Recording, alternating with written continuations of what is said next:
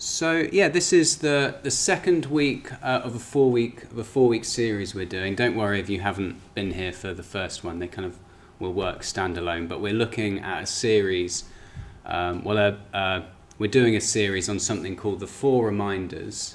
This is a traditional Buddhist set of reflections that kind of encourage us to reflect on truths of life. They're kind of truths of life that we don't normally turn our mind to, that we don't normally put our awareness on. So Buddhism's encouraging us to look at these truths, to reflect on these truths. And what they do is they remind us the importance of practicing. So in Buddhism, what we're trying to do is we're trying to work on our mind. We're trying to do things with our life and with our mind that's going to move it in a positive direction. So we're trying to work on our ethics in our day-to-day life. We're trying to meditate, to work on our mind, develop more awareness, more compassion. And then we're also trying to cultivate wisdom. And we do that through reflecting on teachings that the Buddha taught. The Buddha taught teachings of kind of how things are, how things really are, helping us to see more clearly what's going on. And so what these four reminders are trying to do, they're trying to impel us to practice. They're there to help us get more of our emotions behind practicing, kind of realize the importance of practicing, of working on our mind, and try and get more of us behind it. And this week we're going to be looking at the second of the four reminders, which is impermanence and mortality. So we're looking at impermanence and mortality. On my notes I wrote impermanence and immortality, but I realised that was wrong. So we're looking at impermanence and mortality. So that's the kind of theme of tonight. We'll be looking at what Buddhism says about impermanence, why it's important to turn towards impermanence, why it's important to reflect on death and mortality, and why it doesn't have to be a bleak and dreary thing, and why actually reflecting on death, bringing death to mind, can actually lead us to living a much more free and liberated life. So that's what we'll be looking at tonight. But before we do that, we're going to do the practice of the Metta Bhavana. So whenever the Buddha encouraged people to reflect on Buddhism, he was reflect on wisdom. He was assuming that they had a aware and positive mind.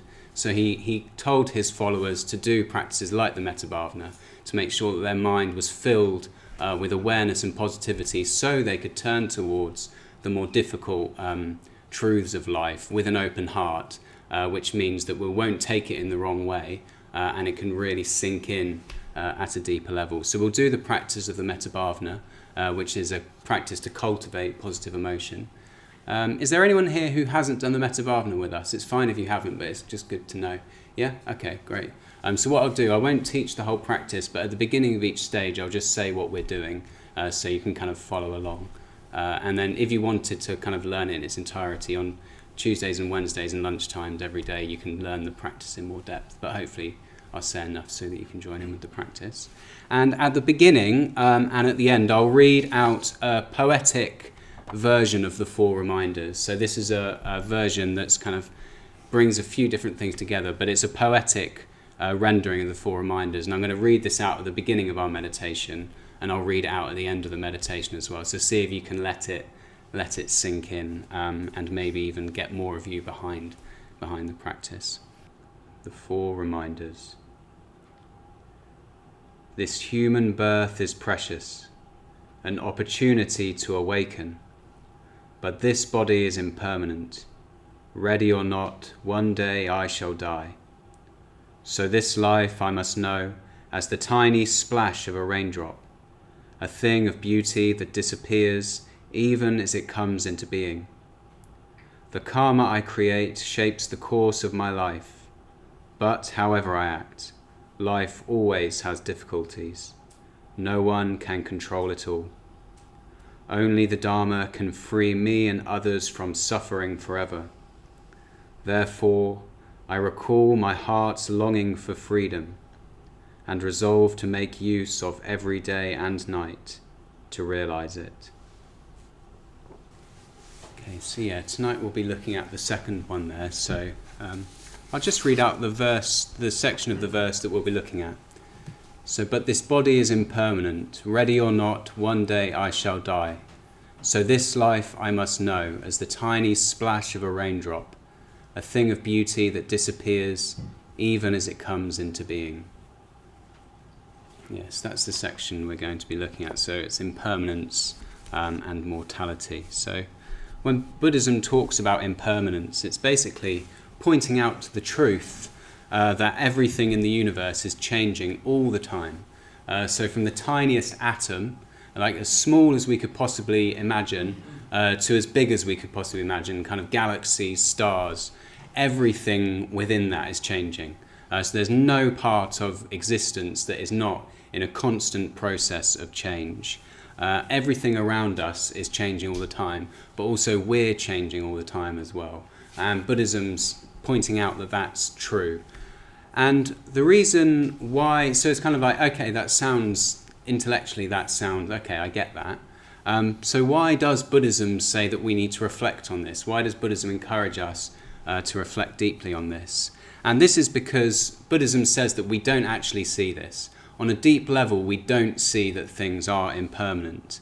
There's a teaching called the Viparyasas, which are a set of what the translation that's come down to us is topsy-turvy views. I find it hard to believe that that's an exact translation, but that's kind of what it's getting at, is we have these topsy-turvy views, which is basically where we're seeing things the wrong way around. We're seeing something when it's actually the opposite. And the one that this is trying to get at is one where we see permanence where there is only impermanence. Yeah, so we're seeing things as permanent when actually they're impermanent. So the reason we need to reflect on it is because on a deep level we're not seeing that. So even if we intellectually know, on a deep level we're not seeing that things are impermanent.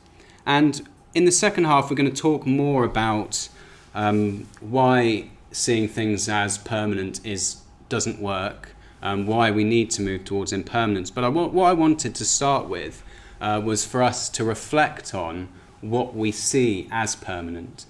So I think it's important for us to really acknowledge that actually, in my experience, I do experience things as permanent. I do experience that there are some things in my life that I just take are always going to be there. And on a deep level, I just assume that's the case. And so that's something that I think if we start by looking at that, if we can really clock where we're doing that, then we can kind of move to understanding why it's important to not do that and why it'd be freeing to not do that. So like I said, intellectually, we may know that things are impermanent, but on a deeper level, and kind of how our common sense assumption of things is different from that. So I was thinking about what do I experience as permanent? And the first thing that came to my mind was the London Buddhist Centre. Like, as far as I'm concerned, it's always been here. I just came along, it was here, and I assume it's just going to be here forever. If I actually thought about it, I'd say, no, it was built at some point. There was something here before it was built, and I'm sure at some point it'll get knocked down or blown up or something, and then it won't be here anymore. Intellectually, I could tell you that, but on some level, I experience it as permanent. I experience it as like it's just here. It is just a fact of life, and there are lots of things in our life that we assume this about. So what I want us to do is to get into threes and talk about what in your life do you experience as permanent? Yeah, what do you experience as has always been there, will always be there? And I'm not saying would you tell someone that it's permanent. It's just what on a deep level do we experience as permanent? Yeah. Okay. So yeah, if you'd like to get into threes, and we'll do that. So hopefully we've got a bit of a sense of, no, there are things in my life that I assume are permanent. And then in the second half, we're going to look at kind of why that hurts us, why that hinders us, and what we can do about it, and why reflecting on it can lead us to a more beautiful, freer way of being. So yeah, we'll go for a tea break now, and then we'll come back in here in the second half. We'll go a bit more into, as Akasha Mitra said, we'll be reflecting quite a lot on death, and it is hard hitting. Like the point of these reflections. They are meant to be hard hitting, so hopefully we'll be able to have an enjoyable evening as well. But yeah, just they are hard hitting, but we'll move towards something beautiful as well. So yeah, first off, we'll reflect on impermanence again. So yeah, like I said at the beginning, all things are impermanent. No matter how big or how small you get on the universe, everything is constantly in this process of flux in a way. The whole of existence is basically a flux of conditions, constantly changing. And that includes us, and that includes everything around us. And if you think about us, it's hard to actually say what we are. So it's like we are changing. It's hard to say what we are. And Buddhism breaks us down in various ways. But one of the most common ways is called the skandhas. Yeah, the skandhas. And these are form, feelings, thought, volition, or kind of choices, and consciousness. So these are a way to break down our experience. So we can quickly look at them and see how we can see impermanence in our experience. So to start off with form, is kind of we're constantly moving, we're constantly kind of hairs growing, skin's falling out, we're kind of moving around constantly, everything around us is moving around. So form's completely impermanent. And then feelings, kind of like I alluded to earlier, we've got these feelings that are just constantly coming and going, aren't they? One minute we're feeling really happy, next we're in a rage, next we feel nothing. But they're constantly flowing and moving, and we don't have feelings staying still. And if you sit in meditation with feelings, you notice how much they're changing. And then thoughts. So thoughts are kind of just constantly going around, aren't they? Whether we want them or not. Probably especially if we don't want them, and they just keep on going round and round. And if you actually look at them, they don't stay still for one moment. You might think, I'm thinking about something, but actually if you went into the thought, it's constantly changing and fluctuating, going more to images, more to words, more to feelings. There's nothing actually that you can pin down within a thought. They're just constantly flowing. And then volitions, so it's kind of like an urge to do something, a desire to move towards things or move away from things, kind of choices we make. They're just constantly coming and going. I was on retreat for the last week, and I got to a point where my mind was quite still, and I could just see this urge to think. It was like my mind was still, but there's just this real urge in my mind to just want to think. And it's like, I don't want, but I was just like, it's just this urge to think. And then I sat with that for a little bit, and then it went, and it's like, that goes as well. So we have these constant urges and volitions that are just coming and going. And then finally consciousness. It's kind of the whole of our experience. You can't pin down what consciousness is, but it's kind of the whole experience. And actually, we never experience the same thing moment to moment. It's just constantly changing and flowing and made up of all of these different things. And actually, beyond the skandhas, you can't find anything in your experience that is you. Really, our experience is just made up of these different things, this form, feeling, thoughts, choices, and consciousness. That's what our whole experience of ourselves are made up of. So there's absolutely nothing in us that is permanent. It's just this constant flow of things. Okay, so next is the universality of death.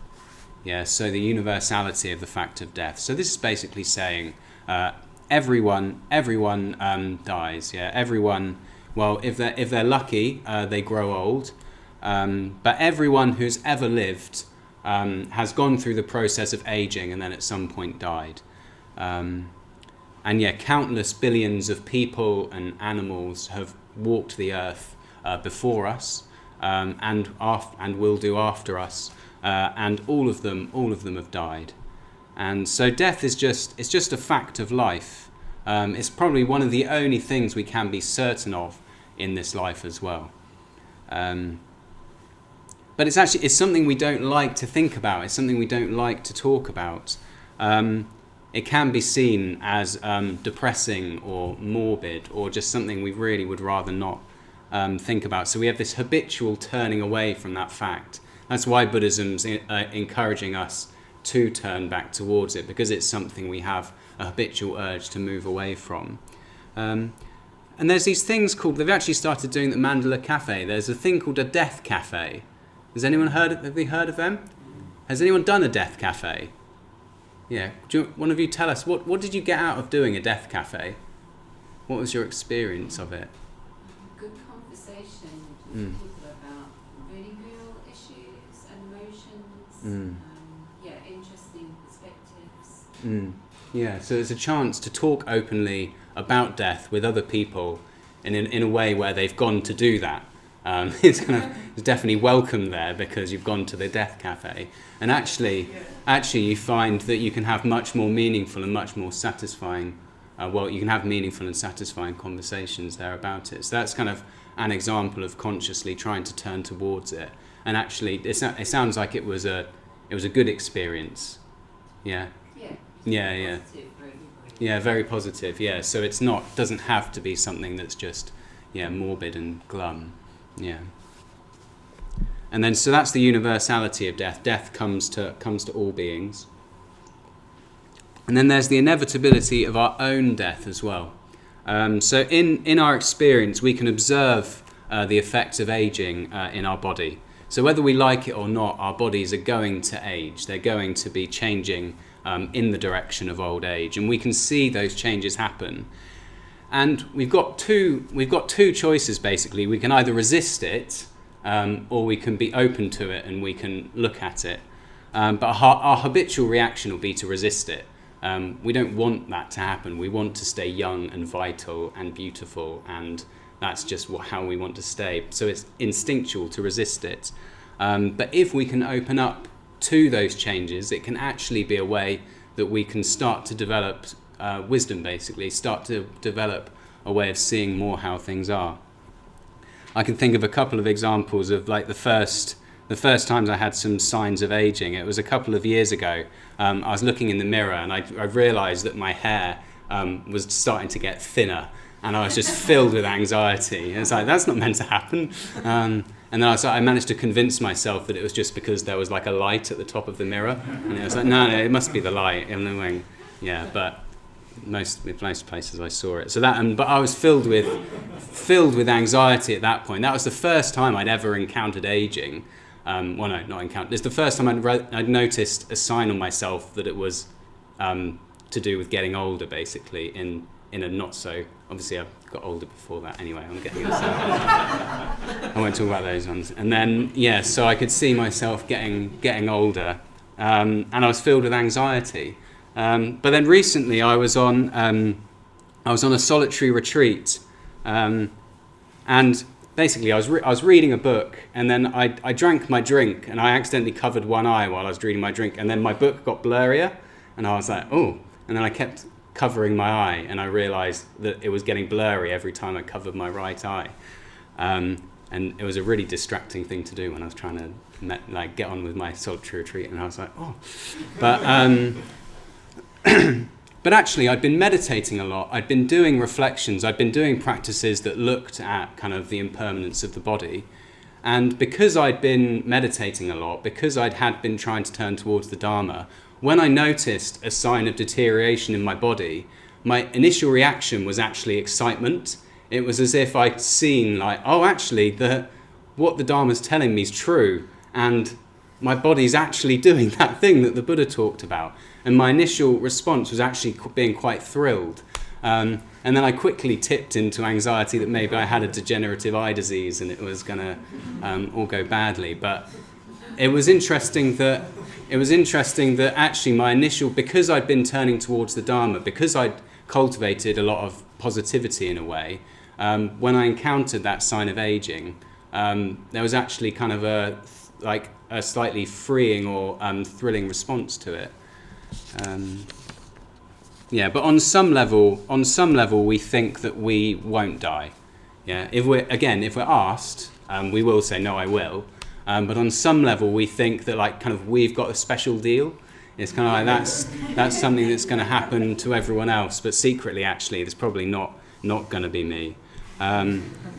It's basically, I think I'm the main character, and the main character doesn't die, is it? It's kind of like Harry Potter. Harry Potter's not going to die, and it's kind of like life. It's like, yeah, I'm the main character. I'm not going to die.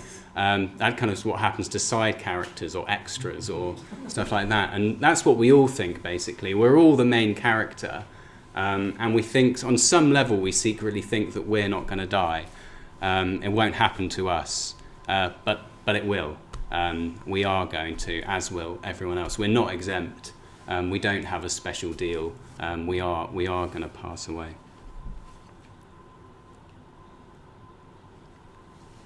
And finally, the fourth one of these kind of like sub-reflections is the uncertainty of the time of death as well.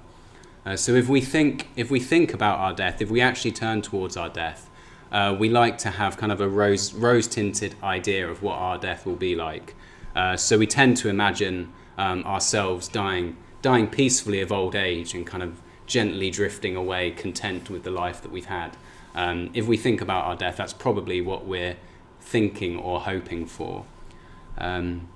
But really, we could die at any moment. This is what what Buddhism's trying to encourage us to remember, is that actually death could come at any moment. It's as if we're living in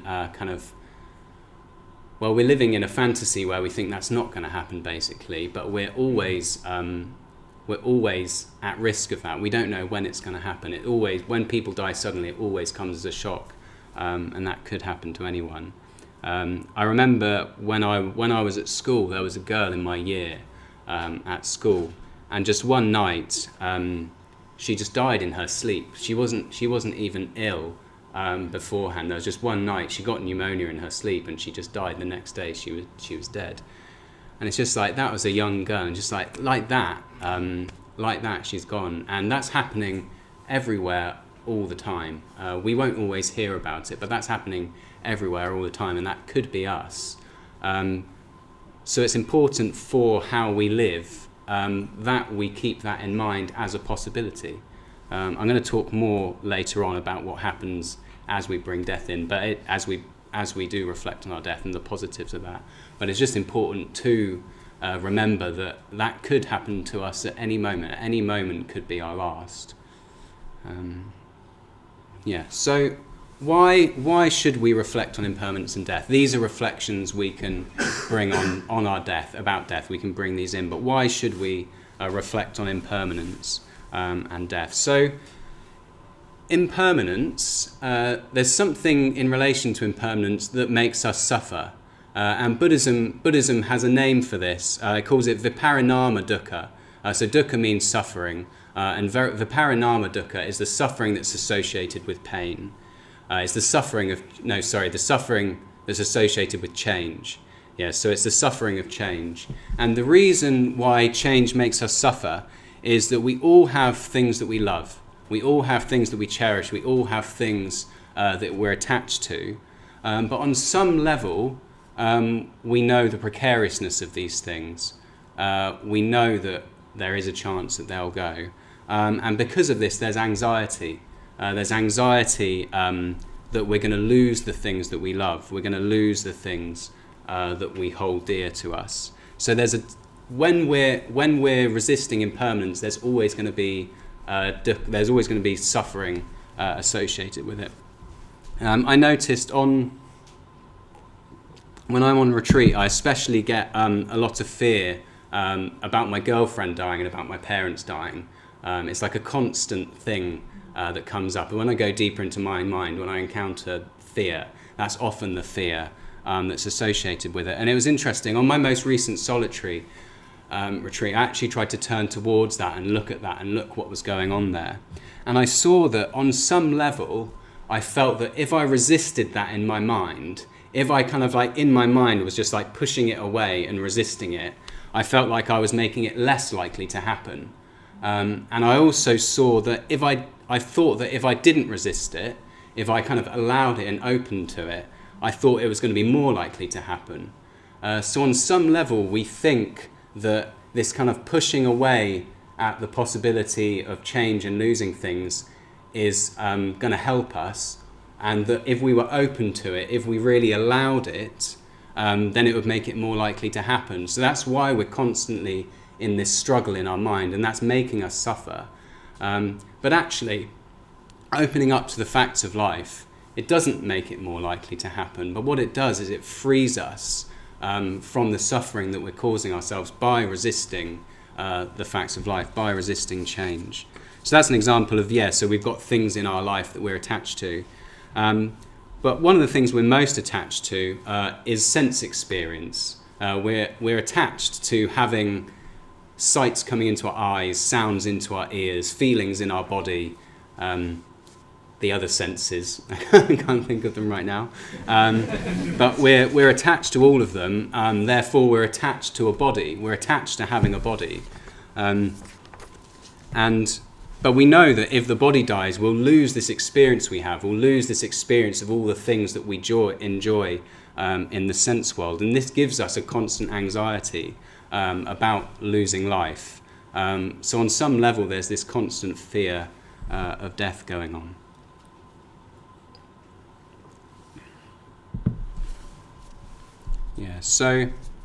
And some of the problems with this, some of the problems of not really seeing death, not really seeing impermanence, is that we often act like we have all the time in the world, don't we? That's often the way that we're acting in the world, is that we have all the time in the world. And this means that we don't do the things that we should do or want to do, and we can leave things unresolved. There's things in our life that we know we should resolve, but we leave them unresolved because we think we've got all the time in the world.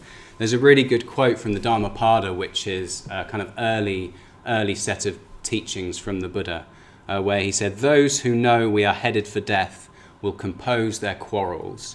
So those that know we are headed for death will compose their quarrels. And it's as if we had the fact of death in our mind, we wouldn't want to be out of harmony with anyone.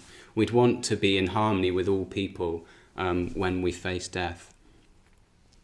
And it also means that we waste time on things that won't matter in the face of death. So we all have preoccupations that aren't actually important, but we get caught up in. My most recent obsession, this is quite embarrassing, so I'm doing this because I thought it would be embarrassing. My recent obsession is 12-season colour analysis. And this is basically where certain colours suit certain people's skin and hair colour.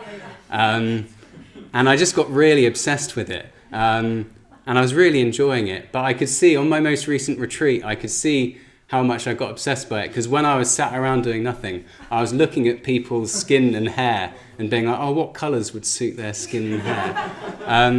And it's just such a waste of time. And actually, when it comes to me on my deathbed, I'm not going to care about whether my clothes or other people's clothes match their skin colour.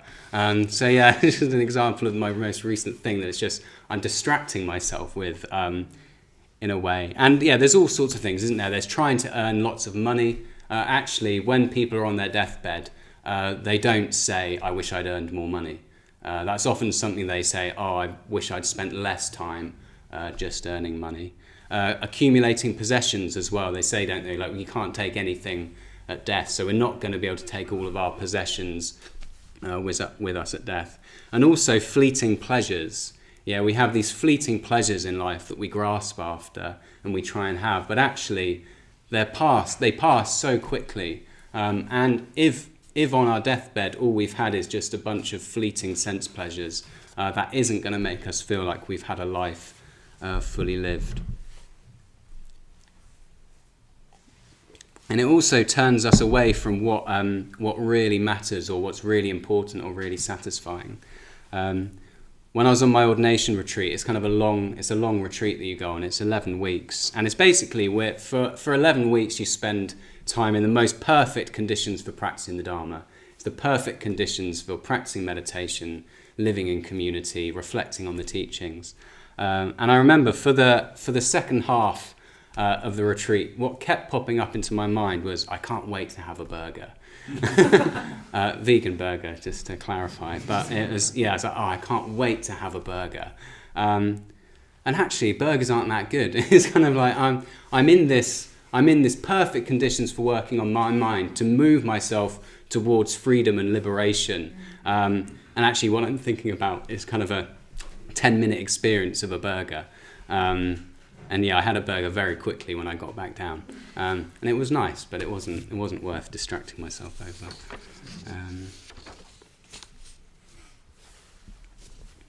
Yeah, so we need to face this truth. We need to face this truth of impermanence, but we need to face it calmly and with loving kindness as well.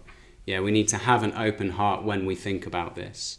And yeah, if we reflect on change and impermanence, if we really let the facts of change and impermanence sink deeply, we'll see that we can change as well, and we can change for the better. So while we see things as fixed and permanent, we won't feel that we can change. Whereas actually, if we can see impermanence on the deepest level, we'll see that we are just a constant flux, and that we can move ourselves in a positive direction. And that's why reflecting on this will help us want to practice the Dharma more, because we'll see that I can actually change, and there are things I can do to move myself in a positive direction. And also we can just learn to live with these facts. We can dwell calmly on the facts of change, on the facts of impermanence, on the facts of mortality. Like I was saying, as long as we're resisting them, there's suffering associated with it. But if we can open up to them, we won't experience that. We won't experience that extra layer of suffering from resisting it. So we can learn to live with these truths. We can hold these truths in our heart openly, and we can greet them in a way, and that will just lead us to having a lot more sense of peace and calm in the face of the adversities of life.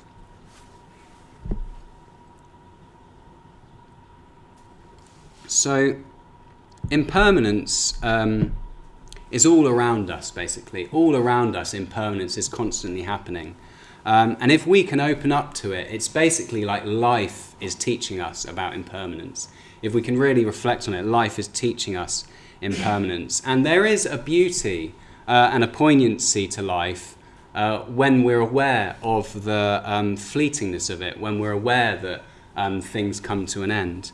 I remember I was a primary school teacher not very long ago, and I always remember the last day of school, or the last day of a school year always felt extremely poignant because it was kind of this configuration of people in a class. Like, you spent every day with these kids for a whole year, and then at the end of that year it's kind of like the final day that you're with them. It feels really poignant. Well, for the teachers, I think the kids kind of don't necessarily know what's going on. I kind of remember there was once where I was like never going to see them again because I was leaving the school, and they just like grabbed a chocolate out of the chocolate box and walked out the door. And I was like, guys. But especially for the teachers, I think it's like you build a real connection, and the fact that you're like, oh, this isn't going to happen again, I'm not going to be here with again, there's a real poignancy to it. And even at the end of retreats, like we finished the retreat yesterday. We'd been there for 10 days. It was a really wonderful retreat. There's a real sense of harmony and unity and everyone practicing together. And just as we were stood around together at the end, we're kind of around the stupa at the end, just in that configuration of people for the last time, there's a real poignancy to it because we're bringing awareness to the fact that actually this isn't going to happen again. This has been precious, this has been positive, and it's not going to happen again, and there's a poignancy to that. So yeah, if we can really know it, it does bring a sense of beauty and a sense of poignancy to our lives. I like the verse in the poetic version of the Four Reminders that I read.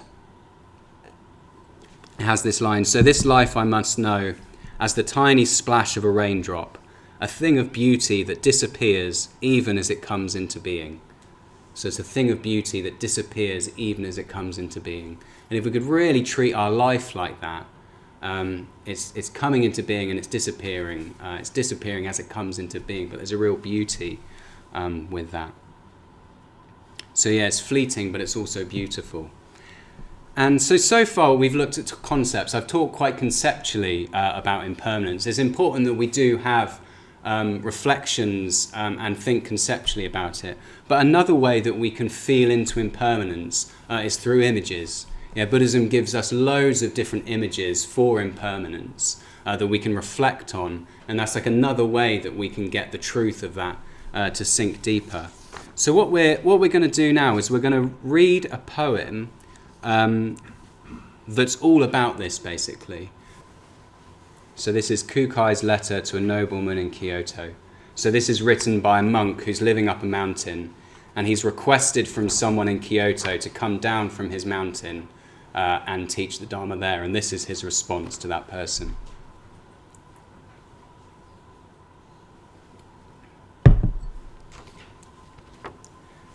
You ask me why I entered the mountain deep and cold.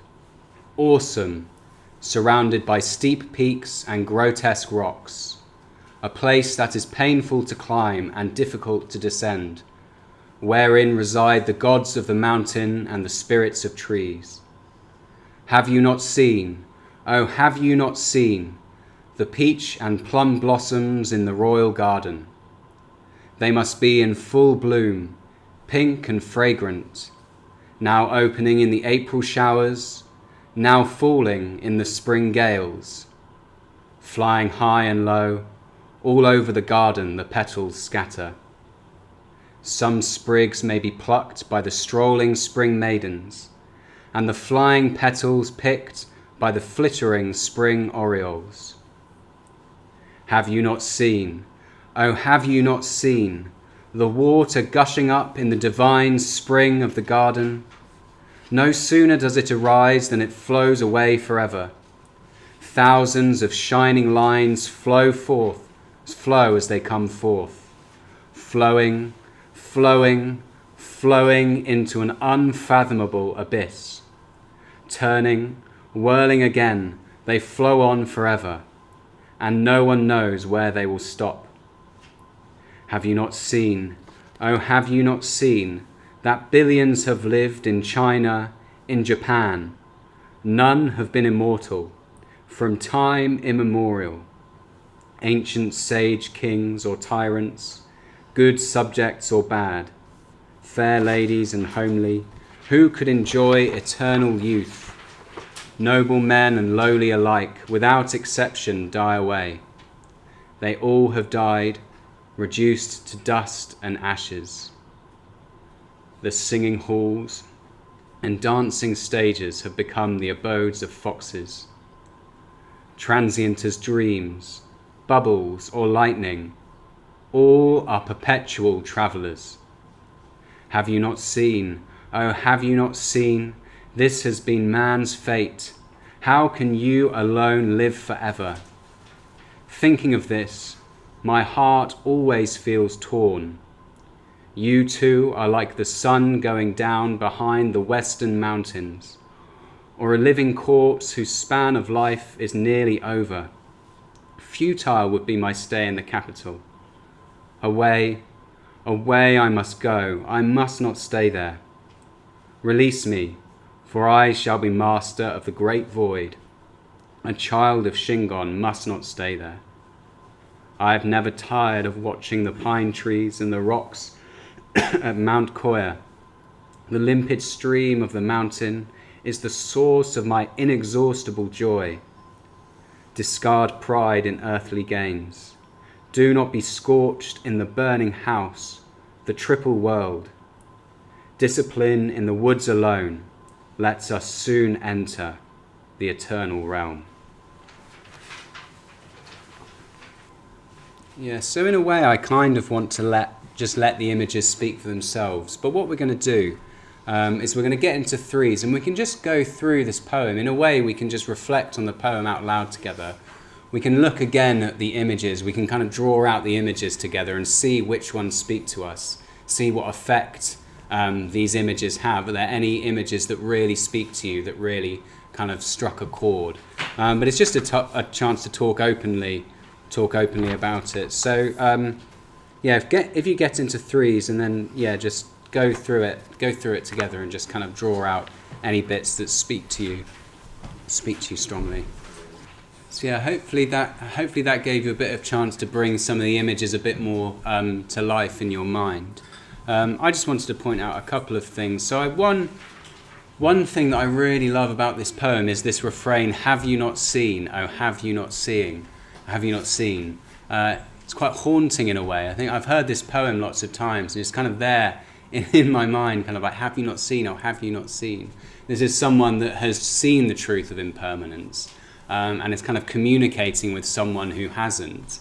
And it's like, oh, have you not seen? This is going on all the time. And he gives these descriptions, doesn't he? So he talks about the plum blossoms, and then the water spring, and they're beautiful images, aren't they? They're beautiful images to kind of reflect on, but they're also completely impermanent. They're teaching us that all things are impermanent, and reflecting on these can kind of take us closer to the truth as well, as kind of a metaphor for it.